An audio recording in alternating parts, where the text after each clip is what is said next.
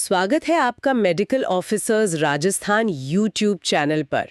आज हम एक ऐसे टॉपिक पर थोड़ी गहराई से बात करने वाले हैं जो मेडिकल फील्ड में रोज ही सुनने को मिलता है, इन्फ्लेमेशन। हाँ, जिसे हम आम भाषा में सूजन या प्रदाह भी कह देते हैं। जैसा कि हम जानते ही हैं, ये हमारे शरीर की एक बहुत ही बेसिक सी प्रतिक्रिया है। कोई भी सेल इंजरी होती है ना, शुरुआती कोशिका क्षति, तो उसके जवाब में ये शुरू हो जाती है।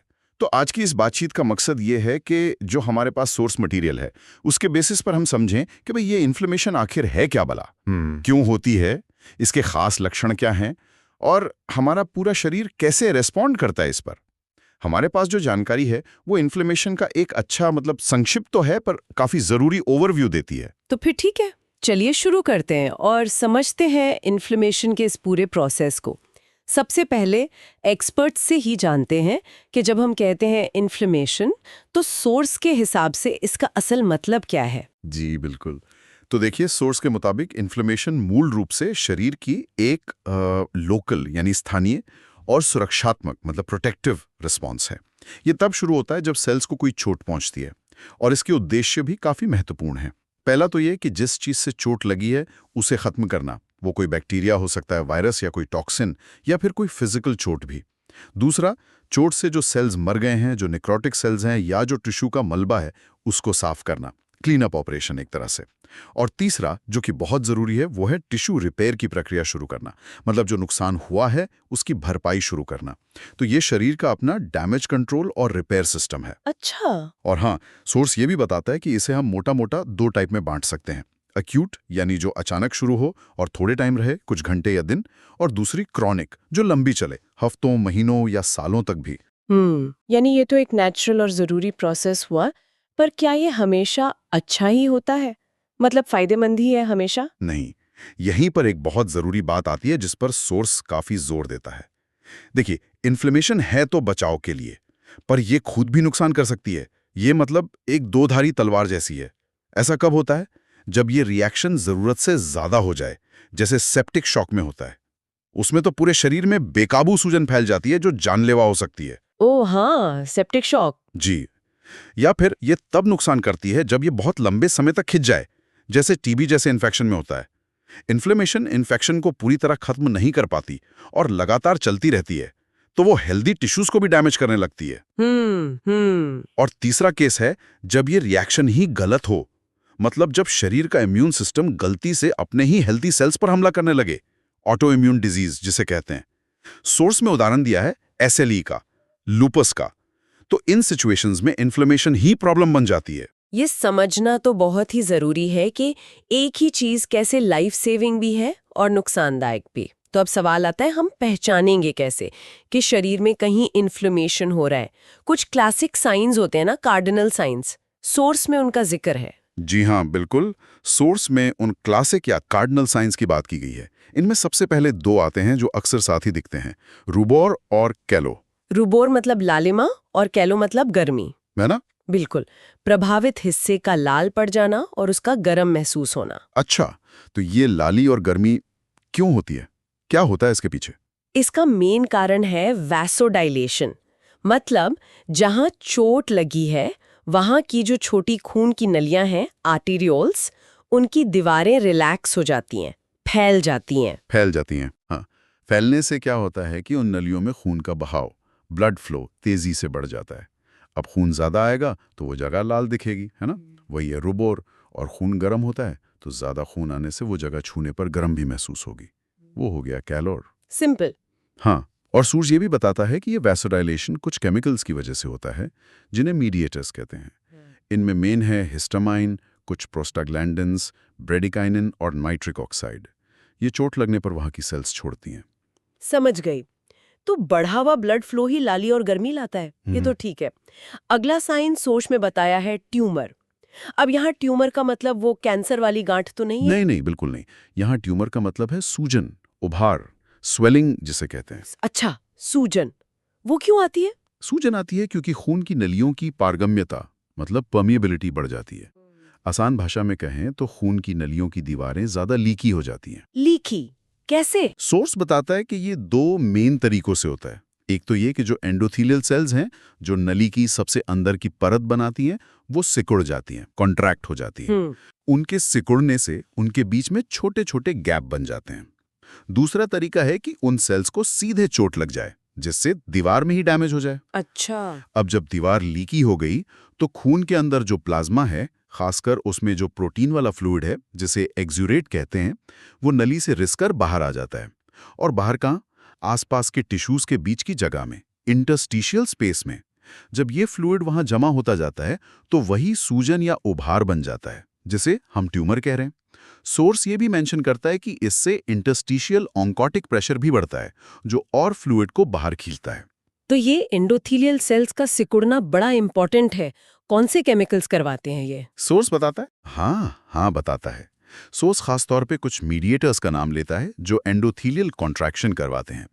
इनमें है ल्यूकोट्रिएंस जैसे C4D4E4, हिस्टामाइन और सेरोटोनिन। ये केमिकल्स इन सेल्स को सिग्नल देते हैं कि सिकुड़ जाओ, जिससे परमेबिलिटी बढ़े और सूजन आए। ठीक है, तो पहले ब्लड फ्लो बढ़ा, फिर नली लीकी हुई जिससे सूजन आई। अब चौथा कार्डिनल साइन डोलर यानी दर्द, पेन। ये शायद सबसे ज्यादा परेशान करता है। दर्द क्यों होता है इन्फ्लेमेशन में? दर्द इसलिए होता है क्योंकि सूजन वाली जगह पर जो सेंसरी नर्व एंडिंग्स हैं, मतलब दर्द महसूस करने वाली नसें, वो या तो सीधे उत्तेजित हो जाती हैं या फिर ज्यादा सेंसिटिव हो जाती हैं। इसे कहते हैं सेंसिटाइजेशन। सेंसिटाइजेशन। हाँ, मतलब वो नसें दर्द के सिग्नल के लिए ज्यादा तैयार हो जाती हैं। जरा सा भी कुछ हुआ नहीं कि दर्द का सिग्नल भेज देंगी। और सोर्स के हिसाब से इसके पीछे जो मुख्य केमिकल्स हैं वो हैं ब्रैडिकाइनिन, PGE2, प्रोस्टाग्लैंडिन E2 और हिस्टामाइन। ये या तो सीधे नसों को स्टिमुलेट करते हैं या उन्हें दूसरी चीज़ों जैसे प्रेशर के लिए ज़्यादा सेंसिटिव बना देते हैं। खासकर ब्रैडिकाइनिन, उसे तो दर्द पैदा करने वाला एक बहुत पावरफुल एजेंट माना जाता है। अच्छा, तभी सूजन वाली जगह पे छूने से या हिलने से दर्द बढ़ता है? बिल्कुल, और ये दर्द एक तरह का सिग्नल भी है कि भाई इस हिस्से को आराम दो। कमाल है, मतलब वही केमिकल्स जो सूजन लाली में रोल प्ले कर रहे हैं, उनमें से कुछ दर्द भी करवा रहे हैं। बॉडी की केमिस्ट्री भी गजब है। खैर, अब आते हैं पांचवें और आखिरी कार्डिनल साइन पर, फंक्शियोलेसा। इसका मतलब है लॉस ऑफ फंक्शन, यानी काम करने की क्षमता कम हो जाना। ये क्या है? फंक्शियोलेसा, जैसे नाम से ही पता चल रहा है, इसका मतलब है कि जो अंग या हिस्सा प्रभावित है वो अपना नॉर्मल काम ठीक से नहीं कर पाता। सोर्स कहता है कि ये लक्षण असल में पहले वाले 4 लक्षणों का ही नतीजा है, उनका मिला जुला असर। कैसे? देखिए, सूजन ट्यूमर की वजह से फिजिकली मूवमेंट मुश्किल हो जाती है ना, जगह फूली हुई है। फिर दर्द डोलर होता है तो इंसान जानबूझकर उस हिस्से को हिलाना नहीं चाहता। हाँ, ये तो है। सोर्स ने एक अच्छा उदाहरण दिया है। मान लीजिए किसी के हाथ में सेल्यूलाइटिस हो गया, स्किन का इन्फेक्शन, तो हाथ में इतनी सूजन और दर्द होगा कि वो अपनी मुट्ठी ठीक से बंद नहीं कर पाएगा। तो क्या हुआ? हाथ का फंक्शन, काम बाधित हो गया, लॉस ऑफ फंक्शन। तो बस सूजन से होने वाली रुकावट और दर्द से बचने की कोशिश, ये दोनों मिलकर उस हिस्से के काम को कम कर देते हैं। ये भी शरीर का एक तरीका है उस हिस्से को और चोट से बचाने का, आराम देने का। तो ये हो गए 5 क्लासिक लोकल साइन: रुबॉर, लालिमा, कैलो गर्मी, ट्यूमर सूजन, डोलोर दर्द और फंक्शियोलेसा काम ना कर पाना। ये सब हमें बताते हैं कि चोट वाली जगह पर क्या चल रहा है। पर जैसा आपने शुरू में कहा था, इन्फ्लेमेशन सिर्फ लोकल नहीं होती, खासकर अगर सीरियस हो तो पूरे शरीर पर भी असर होता है। सोर्स इसमें इसका भी जिक्र है, एक्यूट फेज रिएक्शन। जी, बिल्कुल सही। जब इन्फ्लेमेशन थोड़ी ज़्यादा सीरियस होती है या बड़े हिस्से में होती है या इन्फेक्शन खून में फैलने लगता है, तो बॉडी सिर्फ लोकल लेवल पे नहीं बल्कि सिस्टमिक लेवल पर, मतलब पूरे शरीर के लेवल पर रिस्पॉन्ड करती है। सोर्स इनमें से कुछ मुख्य सिस्टमिक रिस्पॉन्सेस के बारे में बताता है। इनमें सबसे कॉमन तो शायद बुखार ही है, फीवर, जिसे हम पायरेक्सिया भी कहते हैं। सोर्स क्या बताते हैं इसके पीछे क्या मैकेनिज्म है, कैसे आता है बुखार? हाँ, सोर्स बुखार के मैकेनिज्म को काफ़ी अच्छे से बताता है। इसकी शुरुआत होती है पायरोजन नाम के सब्सटेंस से। पायरोजन मतलब पायरो आग या गर्मी, जेन पैदा करने वाला। अच्छा, गर्मी पैदा करने वाला। हाँ, ये पायरोजन बाहर से आ सकते हैं, जैसे बैक्टीरिया की सेल वॉल का हिस्सा LPS होता है, या शरीर के अंदर भी बन सकते हैं। ये पायरोजन हमारी इम्यून सेल्स, खासकर मैक्रोफेज को एक्टिवेट करते हैं। एक्टिवेट होने पर ये मैक्रोफेज कुछ पावरफुल सिग्नल मॉलिक्यूल छोड़ते हैं जिन्हें साइटोकाइंस कहते हैं, जैसे IL-1 और TNF। ये साइटोकाइंस खून में मिलकर हमारे ब्रेन तक पहुंचते हैं। ब्रेन में एक हिस्सा है हाइपोथैलेमस, जो हमारे बॉडी टेम्परेचर का थर्मोस्टैट है। हाँ, हाइपोथैलेमस। तो ये साइटोकाइंस, खासकर IL-1 और TNF, हाइपोथैलेमस के अगले हिस्से एंटीरियर हाइपोथैलेमस में कुछ खास सेल्स पर असर डालते हैं। वहाँ ये COX नाम के एक एंजाइम की एक्टिविटी बढ़ा देते हैं। ये COX एंजाइम फिर PGE2 नाम का एक और केमिकल ज़्यादा बनाने लगता है, और यही PGE2 हाइपोथैलेमस में जाकर बॉडी टेम्परेचर का जो सेट पॉइंट है उसे ऊपर कर देता है, जैसे हमने AC का टेम्परेचर बढ़ा दिया हो। ओह, सेट पॉइंट ही बदल जाता है। जी। अब जब सेट पॉइंट बढ़ गया तो बॉडी को लगता है कि अरे मेरा टेम्परेचर तो कम है, मुझे ठंड लग रही है। तो बॉडी क्या करती है? कांपना शुरू कर देती है, शिवरिंग, स्किन की ब्लड वेसल्स को सिकोड़ लेती है ताकि हीट लॉस कम हो। इन सब से बॉडी का टेम्परेचर बढ़ता है और बुखार आ जाता है। ये पूरा एक कैस्केड है। ये तो बड़ा इंटरेस्टिंग है कि कैसे एक लोकल इन्फेक्शन या सूजन ब्रेन में जाकर इतने बदलाव करके पूरी बॉडी का टेम्परेचर बढ़ा सकती है। बुखार का मकसद क्या होता है वैसे? माना जाता है कि बढ़ा हुआ टेम्परेचर कई बैक्टीरिया और वायरस की ग्रोथ को स्लो कर देता है, और साथ ही ये हमारी कुछ इम्यून सेल्स को शायद ज़्यादा अच्छे से काम करने में भी मदद करता है। तो ज़्यादातर मामलों में ये बॉडी का एक डिफेंस मैकेनिज्म है। हाँ, बहुत तेज बुखार खतरनाक हो सकता है, वो अलग बात है। समझ गई। बुखार के अलावा सोर्स में ल्यूकोसाइटोसिस का भी जिक्र है। ये क्या होता है और क्यों? ल्यूकोसाइटोसिस का सिंपल मतलब है खून में व्हाइट ब्लड सेल्स WBCs की संख्या का नॉर्मल से ज्यादा हो जाना।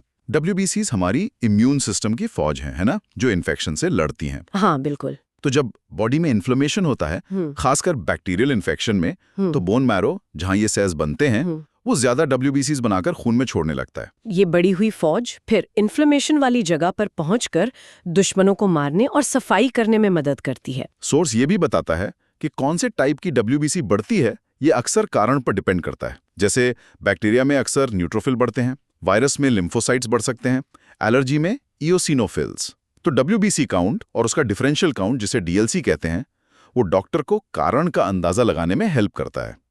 ये दिखाता है कि बॉडी ने अपनी सेना मोर्चे पर भेज दी है। अच्छा, तो खून में सैनिकों की गिनती बढ़ जाती है। ठीक है। और आखिर में सोर्स कहता है कि प्लाज्मा में एक्यूट फेज रिएक्टेंट्स बढ़ जाते हैं। ये क्या चीज है? एक्यूट फेज रिएक्टेंट्स कुछ खास तरह के प्रोटीन होते हैं जो हमारे खून के प्लाज्मा में पाए जाते हैं। इन्फ्लेमेशन के टाइम पर इनकी मात्रा खून में काफी बदल जाती है। कुछ की मात्रा बहुत बढ़ जाती है, इन्हें पॉजिटिव एक्यूट फेज रिएक्टेंट्स कहते हैं, और कुछ की कम भी हो जाती है, नेगेटिव वाले। सोर्स बताता है कि ये प्रोटीन बनते कहाँ हैं, मेनली हमारे लिवर में। और लिवर को इन्हें ज्यादा बनाने का सिग्नल कौन देता है? एक और साइटोकाइन जिसका नाम है IL-6। ये IL-6 इन्फ्लेमेशन में मैक्रोफेज वगैरह से निकलता है और लिवर को मैसेज भेजता है कि भाई ये प्रोटीन ज्यादा बनाओ। सबसे कॉमन उदाहरण है CRP, सी रिएक्टिव प्रोटीन, और SAA, सीरम अमाइलॉइड A। इनकी मात्रा सूजन में बहुत ज्यादा बढ़ सकती है, कभी कभी तो 100 गुना से भी ज्यादा। हाँ, CRP टेस्ट तो काफी कॉमनली करवाते हैं डॉक्टर्स। तो इसका मतलब ये इन्फ्लेमेशन का एक मार्कर हुआ। बिल्कुल। CRP और एक और टेस्ट होता है ESR। ये दोनों ही डॉक्टर बहुत यूज करते हैं, ये पता लगाने के लिए कि बॉडी में इन्फ्लेमेशन है या नहीं और कितनी सीरियस है। हालांकि ये नॉन स्पेसिफिक है, मतलब ये नहीं बताते कि सूजन कहाँ है या क्यों है, पर ये बताते हैं कि हाँ, कुछ गड़बड़ चल रही है, कहीं सूजन है। इन प्रोटीन्स का काम क्या है? शायद ये रोगाणुओं को पकड़ने या सूजन को कंट्रोल करने में मदद करते हैं, पर इनके सारे काम अभी भी पूरी तरह समझे नहीं गए हैं। तो अगर हम इस सारी बातचीत को समेटें तो क्या निचोड़ निकलता है? इन्फ्लेमेशन की ये पूरी कहानी क्या कहती है हमसे? निचोड़ ये है कि इन्फ्लेमेशन एक बहुत ही कॉम्प्लेक्स, मल्टीलेयर्ड और डायनामिक प्रोसेस है। ये चोट की जगह पर हमें साफ साफ लोकल लक्षणों के रूप में दिखती है। लाली, गर्मी, सूजन, दर्द और काम ना कर पाना। ये लक्षण मेनली खून की नलियों और लोकल केमिकल्स की वजह से होते हैं। पर बात यहीं खत्म नहीं होती। अगर मामला गंभीर है तो ये लोकल घटना पूरे शरीर को हिला देती है। सिस्टमिक इफेक्ट्स आते हैं, जैसे बुखार, WBC काउंट का बढ़ना और खास प्लाज्मा प्रोटीन्स का लेवल बदलना। ये सब साइटोकाइंस के जरिए होता है। तो ये पूरा रिस्पॉन्स, लोकल और सिस्टेमिक दोनों मिलाकर, शरीर का एक सोचा समझा प्रयास है। किस लिए? बाहरी खतरे या अंदरूनी डैमेज से निपटने के लिए, सफाई करने के लिए, और आखिर में हीलिंग करके वापस नॉर्मल स्थिति, होम्योस्टेसिस में आने के लिए। यह हमारे डिफेंस सिस्टम का एक बहुत जरूरी हिस्सा है। लेकिन जैसा हमने पहले बात की, ये बहुत नाजुक बैलेंस पर चलता है। अगर ये कंट्रोल से बाहर हो जाए या गलत तरीके से एक्टिवेट हो जाए तो इन्फ्लेमेशन खुद ही बीमारी बन सकती है। सोर्स हमें इस प्रोसेस के मेन हिस्सों और उनके पीछे के मैकेनिज्म की एक अच्छी सॉलिड समझ देता है। वाकई इस जटिल विषय को इतने साफ और स्टेप बाय स्टेप तरीके से समझाने के लिए आपका बहुत शुक्रिया। शरीर की ये प्रतिक्रिया तो सच में अविश्वसनीय रूप से मनमोहक और पावरफुल है। निश्चित रूप से। और देखिए, सोर्स हमें यह बताता है कि ये रिएक्शन शुरू कैसे होती है, इसके संकेत क्या हैं, उनके पीछे का मैकेनिज्म क्या है। लेकिन इससे एक बहुत ही महत्वपूर्ण सवाल खड़ा होता है, सोचने वाला सवाल। क्या? सवाल ये कि शरीर को ये कैसे पता चलता है कि इस पावरफुल और जैसा हमने कहा पोटेंशियली नुकसानदायक रिएक्शन को रोकना कब और कैसे है। जब काम हो गया तो इन सब चीज़ों को बंद कैसे करना है। इन्फ्लेमेशन का जो रेजोल्यूशन है, उसका समाधान, वो भी एक एक्टिव प्रोसेस है। और क्या होता है जब ये रोकने वाले सिग्नल फेल हो जाते हैं या ठीक से काम नहीं करते, जिसके कारण सूजन लंबी खिंच जाती है, क्रॉनिक इन्फ्लेमेशन बन जाती है, जो आजकल कितनी ही गंभीर बीमारियों की जड़ मानी जाती है। ये आगे रिसर्च और समझने का एक बहुत बड़ा एरिया है। ये तो वाकई बहुत अहम सवाल है सोचने के लिए। सिर्फ शुरू करना नहीं, सही टाइम पर रुकना भी उतना ही जरूरी है। खैर, आज की हमारी ये गहरी बातचीत यहीं खत्म होती है। उम्मीद है इन्फ्लेमेशन की इस बेसिक समझ से हमारे श्रोताओं को जरूर कुछ फायदा हुआ होगा।